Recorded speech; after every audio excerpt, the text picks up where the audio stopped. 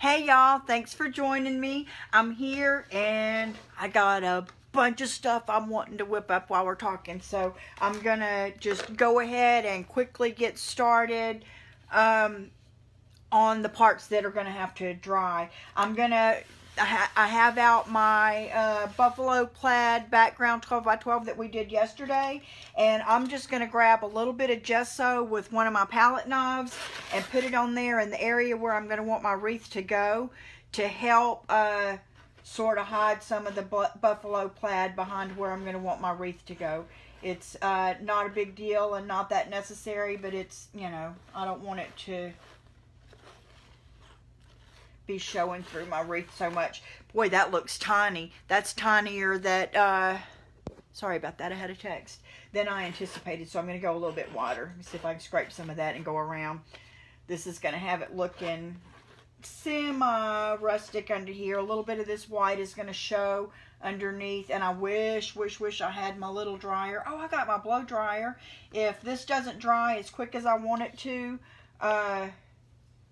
I'll run in the bathroom and get my blow dryer and we will blow dry. But my big idea for this is after I told you I get a little bit of inspiration from just letting these backgrounds sit here.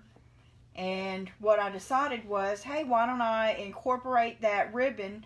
I had thought about using that ribbon, and I still may, as like a hanger for, you know how they do hang a pretty ribbon to hang your painting by. I still may do that. I've got a lot of gesso on here, so I'm trying to scrape a little of this back off because I do want to be able to have this dry in time, but I also want it to, to hide that black underneath it. And I could have done this part ahead of time, but I figured, why not share? Okay. So our wreath will probably be a little bit bigger than this. Let me spread it out just a tad more. Because that looks so small. I'm so used to working on a 16 by 20 canvas that when I'm looking at something small like this, I'm thinking, man, that's not big enough. That's not big enough. But it will be. It will be. And it's not exactly centered, but according to my husband, nothing I do is very much centered anyway, so I just pretend that's all part of my act. Of course it's not centered. That's not what I anticipated. Just go with the flow. Okay, so I have a little bit of that on there. I'm just going to wipe this gesso off on my rag. I'm not going to worry about that. Okay, so I have this gesso on there so that's going to just give me a little bit of a white surface, hopefully in just a minute, to paint on, and I'm going to put a green wreath on there. And I decided also, instead of red berries, I'm going to use magenta berries and use some of this new paint that I got in the other day. I'm excited about that. But let me show you what else I was going to, goodness gracious, do in the meantime while this is drying. I wish I had a fan to blow on it, but I don't have one sitting here, and I'm not going to get up again. Okay, this is we worked on this background yesterday, and then we worked on this background, which was some scrapbook paper, and I just used some antiquing Mod Podge to stick it down, and I worried a whole lot about whether there was going to be a lot of bubbles and wrinkles and stuff in there, and there really weren't. There's a thing off of my brush. But anyways, I'm still going to just try to go over these edges a little bit. This is just a fine sanding pad. You can get these at Lowe's or Home Depot, probably Walmart. This one is Dixie Belle. I got it from Dixie Belle Paint. But I'm going to just sort of scuff up around the edges, and I'm going to go over this, covering the paper with clear gesso. I have this Art Basics clear gesso. And I'm going to go over that so that the paint doesn't, any water that's in the paint or whatever doesn't sink through and re-wet the Hi Ramona, doesn't sink through and re-wet that paper and give me a messy surface to paint on. I probably won't paint on this today because I'm not going to be on that long. I'm going to bring my granddaughter to gymnastics in a little while. But while this is drying, I figured I would come and sand this a little bit.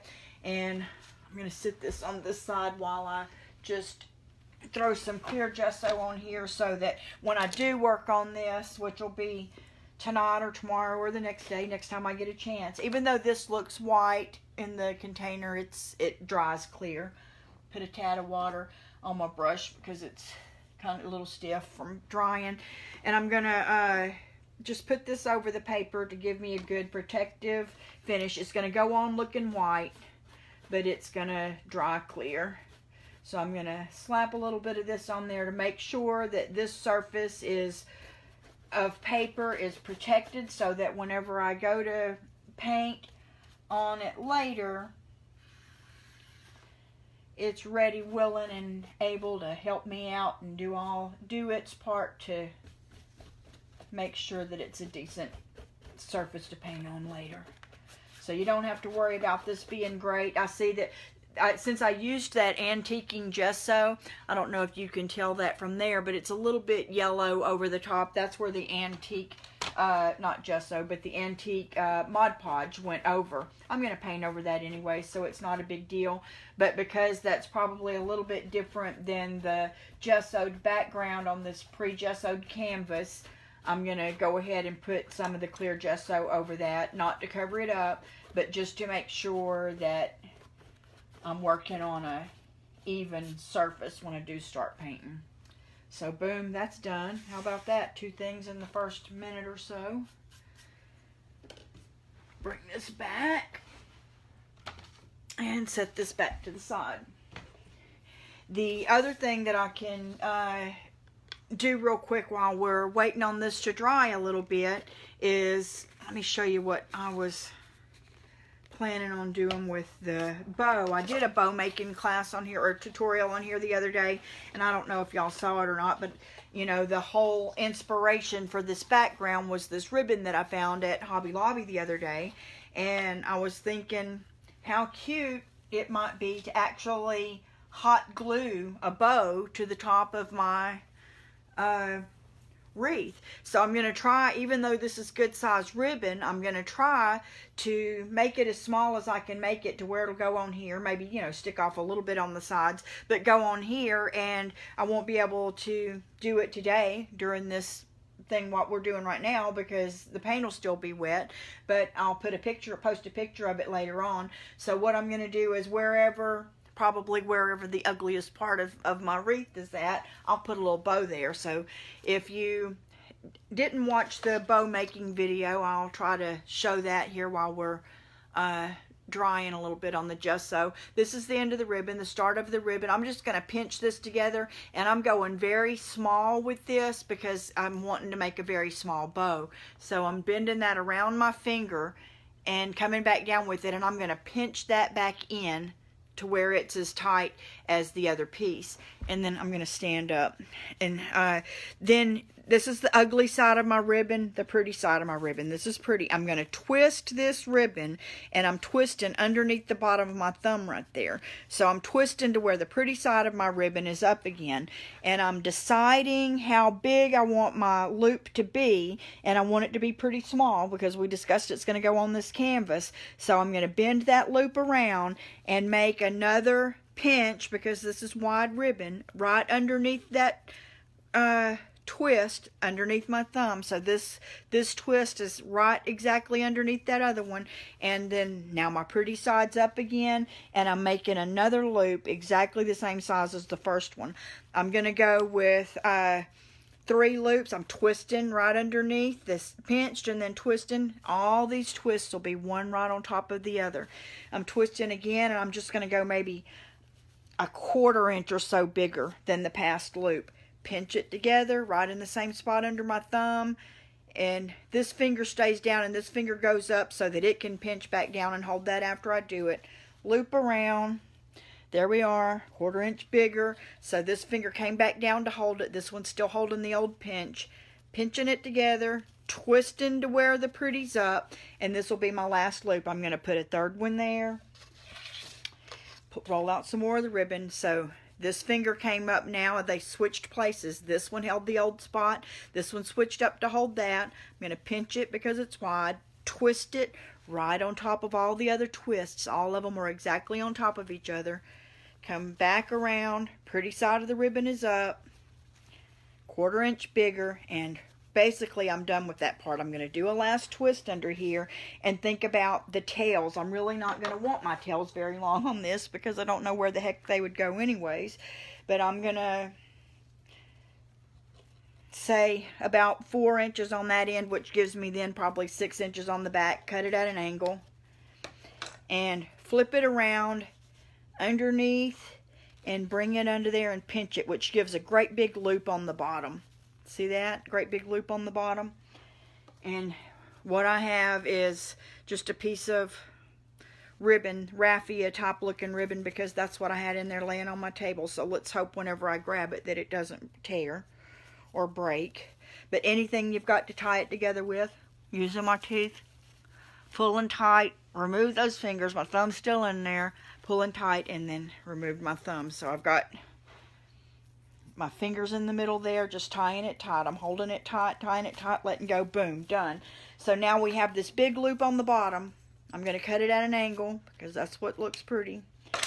And there's my bow. Pull one this way, one that way, one this way, one that way, and there you go. And what I'm going to do, so here's my bow, and what I'm going to do is, as soon as I find my ugly spot to the thing, because see, that's the thing about 12 by 12, I could turn it this way, I could turn it this way. Hey Sandy, any way that ends up being my least favorite spot later, that'll be where I'll come in, and I'm just going to hot glue this bow right to it, and I think it's going to be cute as pie. If it's not, I'll still send y'all a picture, then you know. Okay, how should we start it? Goodness gracious, it looks ugly all the way around. It's still very, very wet. I'm going to show you the paint that I'm going to use and go ahead and squirt that in, and then I'm going to run get the blow dryer and dry it. This gesso really normally doesn't take a whole lot of time to dry, but because I'm thinking it needs to hurry, it's taking longer. This is my wet palette. If you've watched before, I usually just leave my paint in here. So inside here we're going to find all of the colors, the black and the white and the gray that I used making this background, and the browns and tans and yellows that I used for making the other backgrounds that we made yesterday. So since we're working on a Christmas wreath, I'm going to put a tad of brown to just have in here because, you know, I love the brown color, and that will be, you know, maybe for some branches or something like that later if we want to put something like that in there. But I picked out a green gold, so I'm going to squirt some of that. That's a very pretty color. This is very thick paint. This is the Blick paint. If y'all want to link to that, just let me know and I'll put it in the comments later.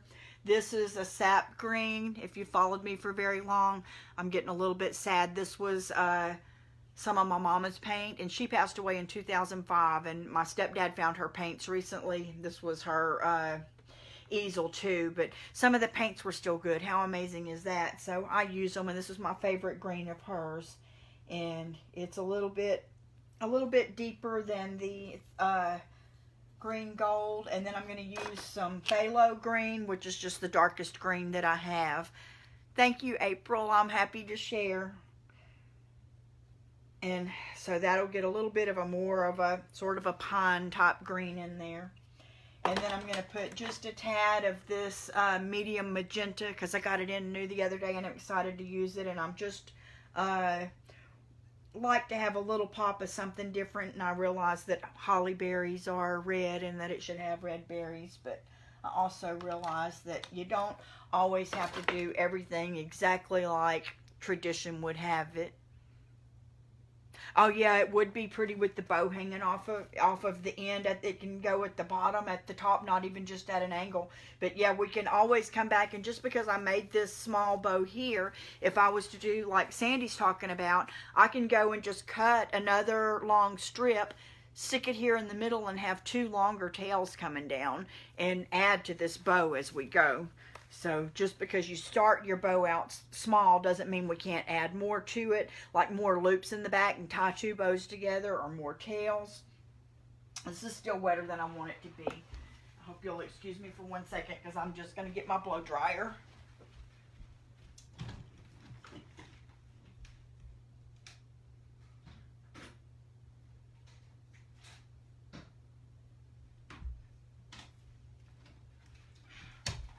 Okay. Now if I don't blow the whole place out, I'm plugging my blow dryer into the same extension cord as my ring light. Okay. I borrowed my husband's heat dryer thing the other day, and it's at work, and that's sort of the thing about painting in two different places, is painting at home and painting at work is you need to tote all those tools back and forth all the time until you can have more than one set of tools. And I'm always toting so many things at one time already that sometimes I forget. Okay, that didn't take long at all. And I try to decide whether to use a palette knife or whether to use brushes or exactly what to do on here. But you know what, leaves, I want to help for, you know, somebody who's not had experience with painting something like this before. For some people the palette knife comes really easy, and I'm not one of those people, so it's going to be, leaves are something that are easy for me to do with a brush, so I'm just going to use a brush. I got out 3 round brushes here, and I did get out a round palette knife that I used for the gesso earlier, and you know, we could, well, here's another one in case I need a smaller one, but I'm going to start with the bigger one, just dampen my brush a little bit, and I'm going to start with the darkest of the green and just go around and lay the background leaves on there. That way the colors will lighten as they go. There's a little bit of the different browns and things still on my wet palette, but you know, if you've seen leaves in real life, sometimes there are little bits of brown and things going on there. The thing to remember about leaves is that, and anything else like that, is the depth. The darker colors underneath the bottom are going to give it some depth. But when you're working on a wreath in real life or in a painting, everything has to go in the same direction for it to look right. So we're just going to start here at the top and make leaf shapes, and this is going to be our underneath, our base. That doesn't mean now I'm coming, if you can see from this, I'm coming around this circle in the same direction, but that does not mean that we can't have a leaf. Let me see if I can do it here, sprouting off in toward the center, and a leaf sprouting off toward the outer edge, but they all are still facing, if they had faces, hi Cece, in the same direction. So I'm really wanting to make sure to get plenty of the darkest green in the bottom here, and just going in a very, very rudimentary, simple, what would you call this shape? Oval with 2 points on the ends leaf shape.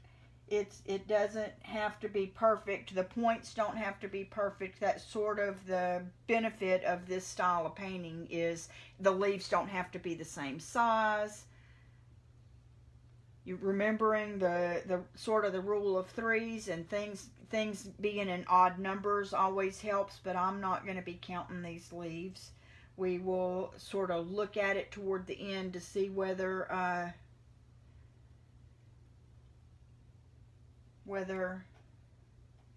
it's looking good, and if not, we'll add a little something or take off a little something.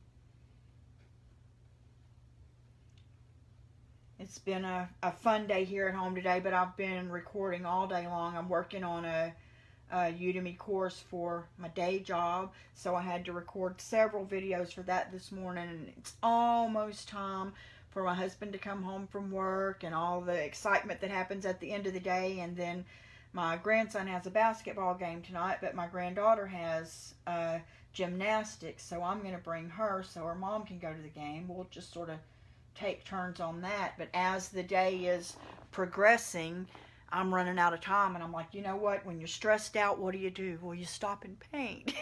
If you're me and you're stressed out, you stop and paint. I'm not going to worry about getting that green off my brush, even though there's a blob there. I'm just going to turn my brush over and use the other side and go into the next lighter color up, which is the sap green, and just do the same exact thing. And some of this is going to go over the previous leaf, some of this is going to smear some of those colors, and every bit of that is absolutely okay.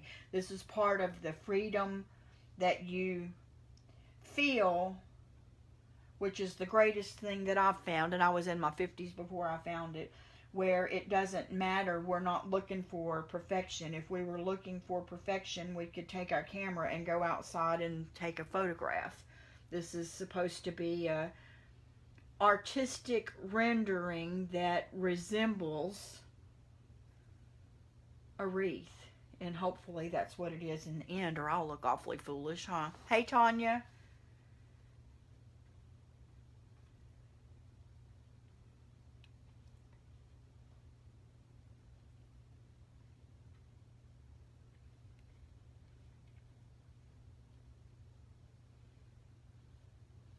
I can't believe that, like I said on another video, we went to Hobby Lobby for something to pick up for the project I'm working on for Art Central. I finished that this morning too. And there were so many people in the fall aisles buying stuff that you couldn't even get to anything. It was like, whoa, you know, you think that as soon as, you know, September gets here or school gets going back and this and that people are going to start with their fall decorating. Oh no, they're already full bloom fall decorating up in the middle of that, and half of Hobby Lobby is Christmas.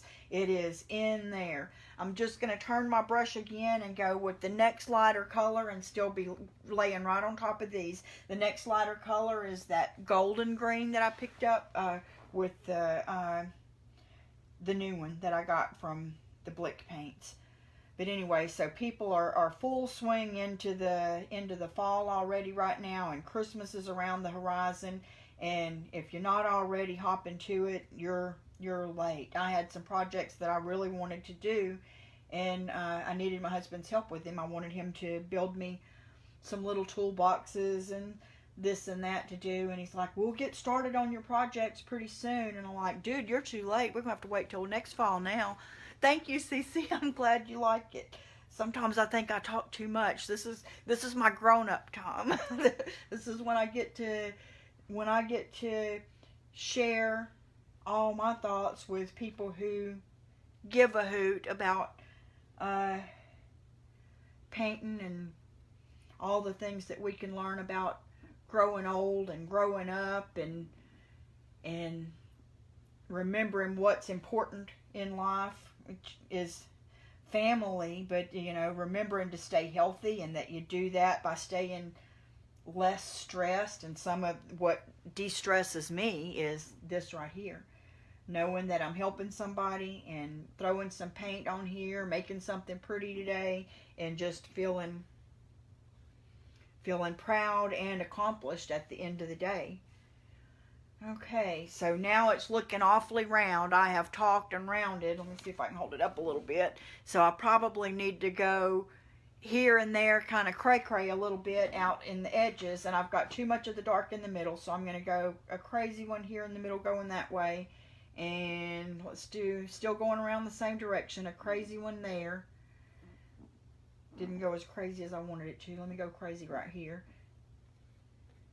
And then I'm going to do 2 or 3 like that around the edges so that it's not so perfect looking. Obviously, it's not perfect. That's probably a bad word for it. But you want that little leaf that's going to the beat of its own drum to be here and there on your wreath. That gives it a little personality and makes things have a little bit of uniqueness to it. Mostly I go for what's the one thing on there where my husband would look at it and say, that was cute, but why'd you do that? And then I get to laugh because I did that just to make him wonder why I did it. That might be a little bit mean, but I'm honest too. I do like to make him giggle and wonder why I do things. Or he doesn't giggle, but I giggle. Okay. So, now our leaves are on there, and I've used a good bit of almost all the different colors of green that I put in my wet palette. And that's all wet, but we're going to go ahead and go in right now before I go back in and do any highlighting and all with my white. And I'm going to go in and put the berries in. I'm just wetting another one of the round brushes, and I'm going to mash around in this magenta paint and hope that I don't regret not using red. But you know, people don't just traditionally do, you know, people decorate in bright pink and all that stuff nowadays. There's going to be somebody who appreciates my idea here.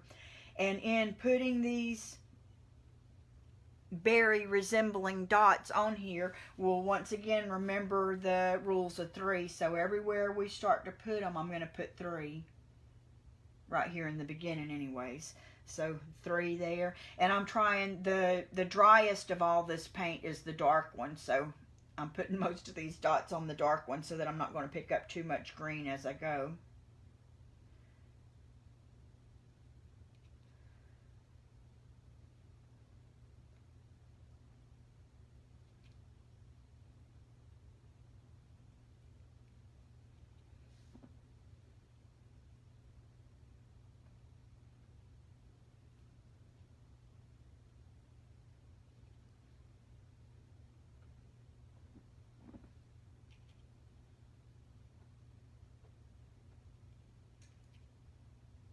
There's some kind of bush or plant, I don't know what it is. A lot of times it'll grow out on the fence rows and things in the country that has sort of a purple berry on it. I always heard they were poisonous. I don't even know what it's called, but sometimes it'll have a juice that's kind of this color that comes out of it. That's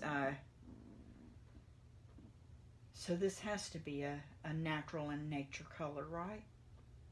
I'm not worrying about all of these berries being the same size or anything like that either. I'm just having a good time putting some pink on my picture. Okay. I'm trying to do out toward the edge a few, in toward the inside a few, and keep that varied without making the whole thing look like a pink polka dot, because I'm about at that point.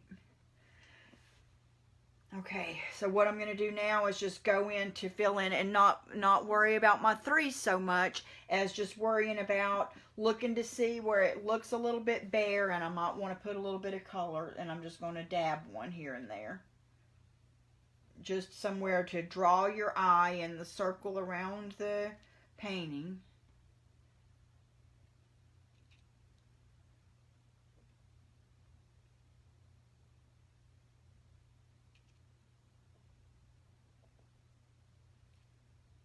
And get a little bit of color in there. And I don't know if I'm concentrating more color in one area than the other, because remember I can't see out of this eye. Maybe I should cover that one up while I'm doing this, huh? Okay. It looks to me like there's a little bit of the magenta everywhere around there to give it a little bit of color. I'm going to see if I can have a little bit of a thinner brush. Here's a little bit of a smaller brush. This, another round one. I can't read the numbers on it, but I'm going to now just dip into this white that was already on my palette and go back on some of these berries and some of these leaves actually, and put just a tad of white to be where a little bit of a sparkle or a little bit of light would be hitting it to give it a little bit more interest. Let's say our light source is going to come from here, so we'll worry about these up here. I don't want to, and we're not going to put it on every single one.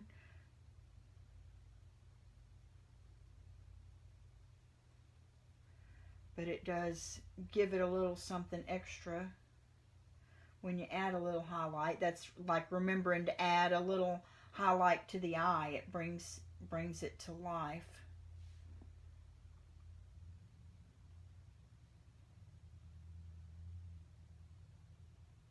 I'm getting the sort of remembering where the light would be coming from and getting the upper edges on each side.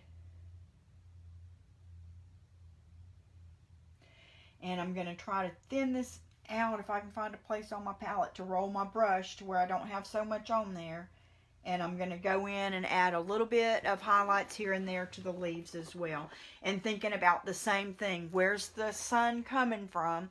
And so where would it be hitting it? And then just have at it. You're not like needing to worry about it being in a perfect place or how it would hit it or anything. But it does give a little bit of roundness and definition to the shape of your leaves.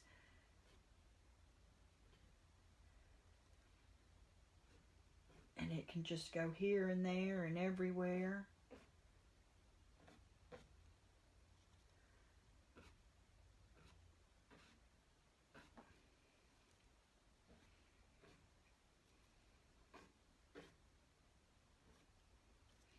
And even though we used 3 different shades of green on the leaves, this white is adding like another dimension because it's picking up a little bit of the green that's still wet as we go and adding another little bit of another shade of green to it.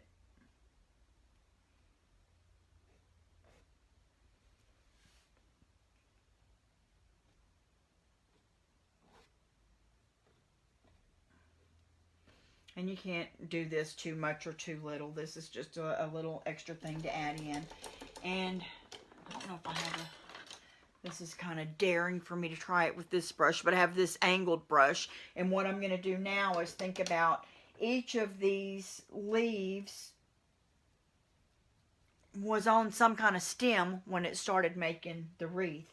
So I'm going to mix up my brown, which is burnt umber. It's my favorite brown.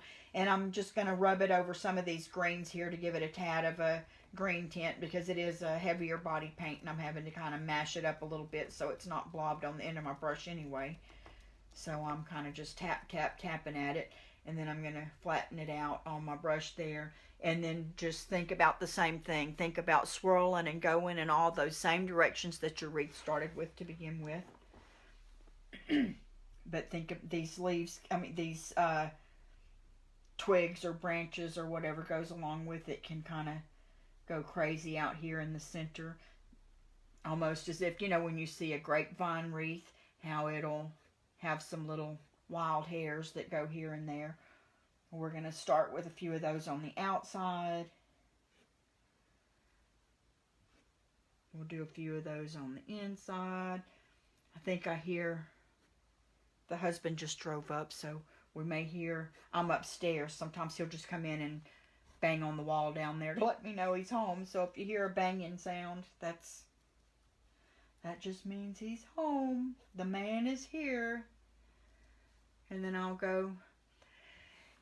could either at this point go through and just do a few of these crazy swigglies through the center, or use this as sort of like the low lights and the shadows underneath, and to sort of also give some shape to leaves, which is the way I think I'm going to do. Because now we're going to think about where the sun came through at. Now where would the shadow be? The shadow would be on the underside of all these leaves and the underside of the wreath in general, and give just a little bit more shape and definition to some of our leaves. We're not wanting them to have a whole lot of shape and definition because that's not what we were working on. Ooh, I picked up a little pink in that.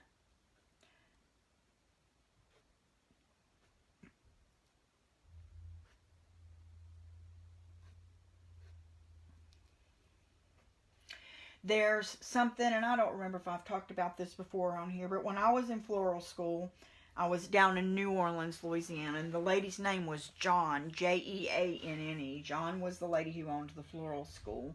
And she taught us that whenever we're working on a project, and you get to a point like where I'm at right now, and you're putting more and more things in there, and you're like, oh, what else should I do?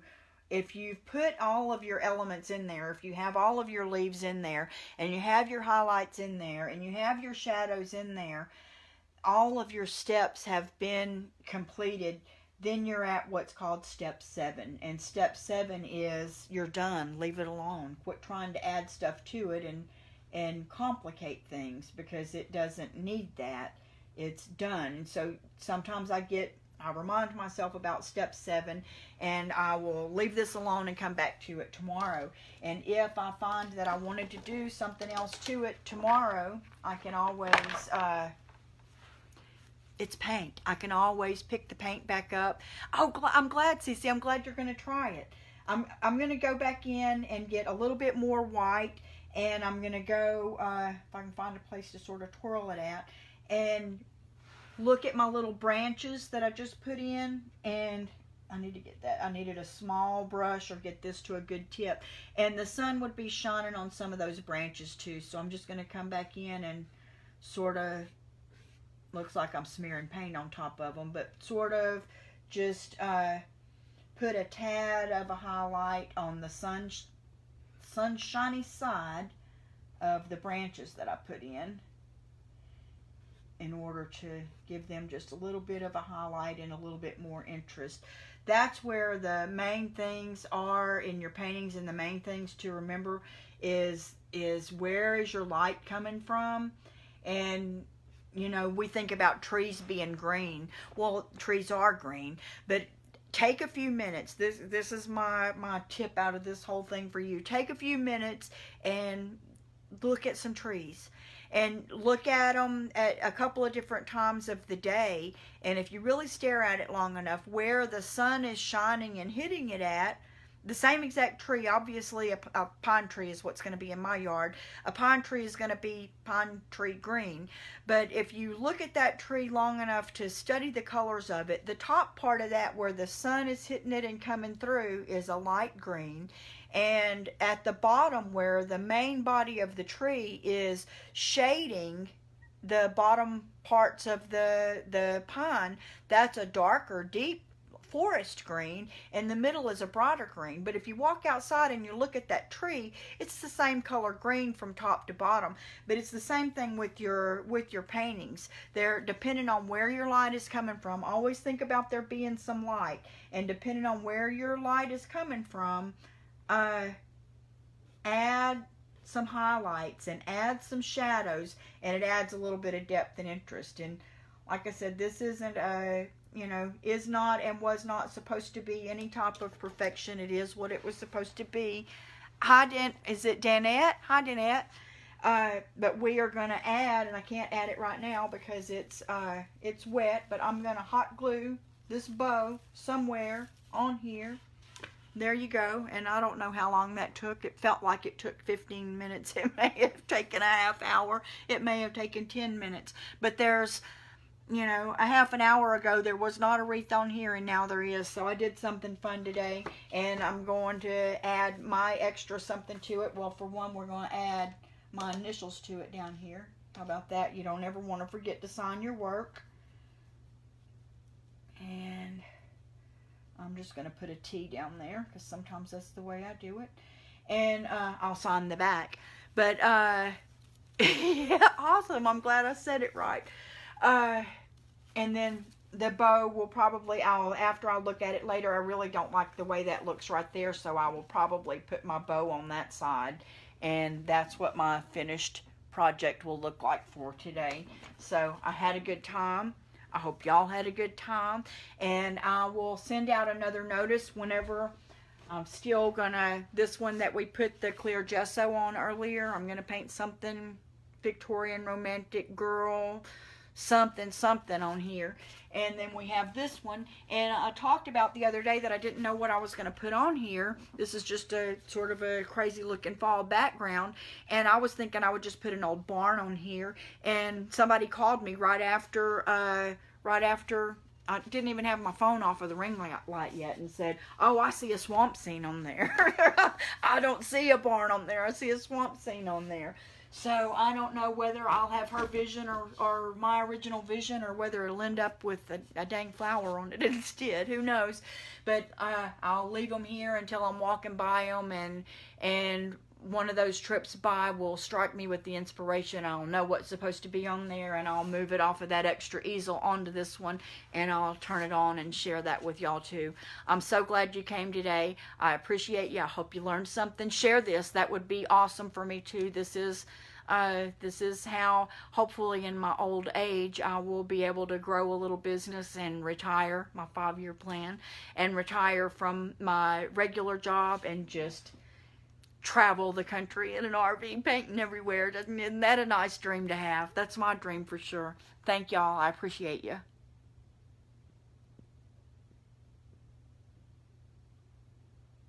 Oh, I did see that before I hung up. I can't find the button. No, I'm not old, Danette. I'm 55, and I have a daughter.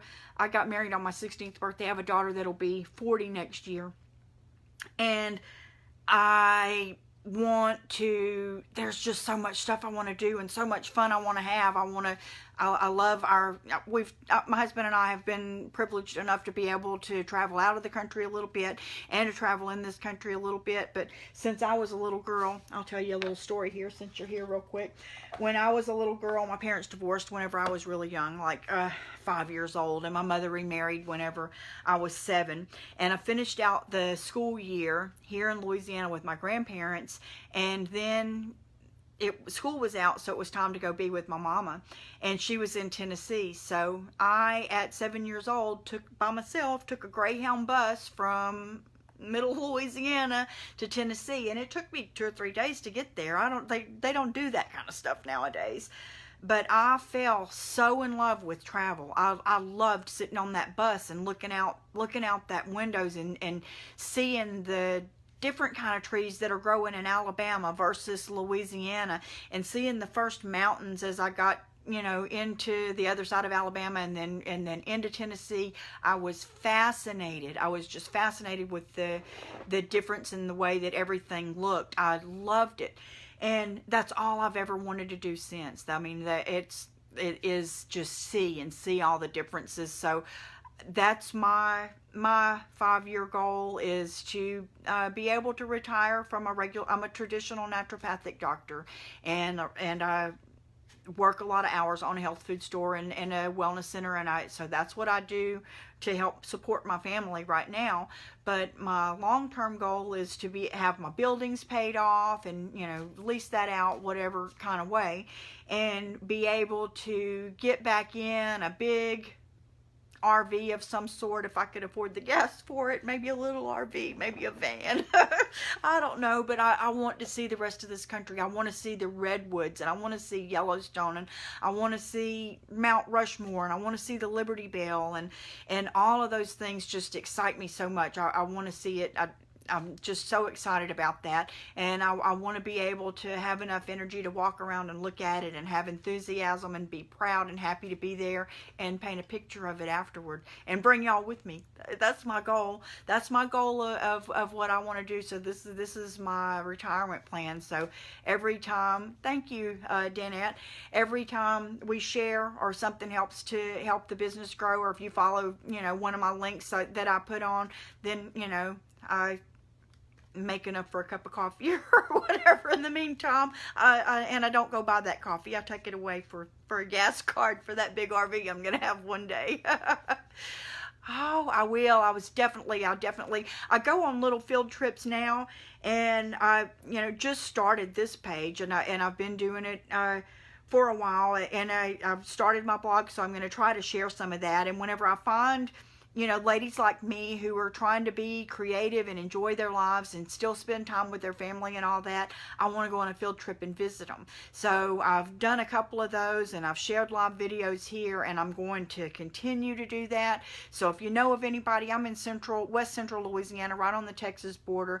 If you know anybody within 3 or 4 or 5, even 6 maybe hours of here, let me know where they're at. Ever make it to Phoenix? I will. I would love to come to Phoenix. I took some classes in Albuquerque, New Mexico. That's probably the closest to Phoenix I've been. But I would love to do that, and hopefully one day that's what I'll do, is be driving around my RV and get to go to Oklahoma and see Dion or go to California and see Debbie or a lot of the other girls who do these things, and everybody else in between who has just a booth or a flea market or a paint at their house, and just look at the beautiful scenery and do something creative and just have some girl time.